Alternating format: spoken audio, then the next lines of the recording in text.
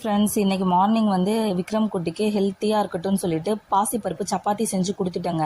அந்த வேக வச்ச பாசிப்பருப்பு கொஞ்சம் மீதி ஆயிடுச்சிங்களா. ஸோ என்ன பண்ணுறது அப்படிங்கும்போது இல்லை பாயசம் வைக்கலாம் அப்படின்னு தாங்க வச்சிட்ருக்கேன். ஸோ அதில் பார்த்திங்கன்னா நமக்கு வேக வச்ச பாசிப்பருப்பு, அதில் வெல்லம், தேங்காய் துருவல், தேங்காய் பால், ஃபைனலாக தேங்காய் பால், ஏலக்காய் தூள் இதெல்லாம் போட்டதுக்கப்புறம் ஃபைனலாக நெய்யில் வறுத்த முந்திரி திராட்சை இதெல்லாம் கொட்டிட்டு அவ்வளோதாங்க பாசிப்பருப்பு பாயசம் ரெடி ஆயிடுச்சு. இப்படி தாங்க எப்பவும் வைப்பேன். ஆனால் ரொம்ப டேஸ்ட்டாக இருக்குன்னு சொல்லிட்டு எங்கள் அம்மா ஒரு 2-3 கிளாஸ் வாங்கி குடிப்பாங்கங்க.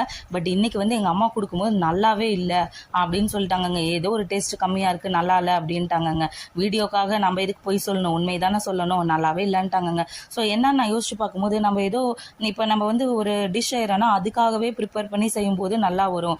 மீதி ஆயிடுச்சு அதை வச்சு ஏதாவது செய்யலாம்னு நினைக்கும் போது இப்படி சொதப்பெல்லாம் வந்துருங்கிற மாதிரி நான் நினைக்கிறேன். உங்கள் வீட்லேயும் இந்த மாதிரி ஏதாவது நடந்திருந்தால் கண்டிப்பாக கமெண்ட் பண்ணுங்கள்.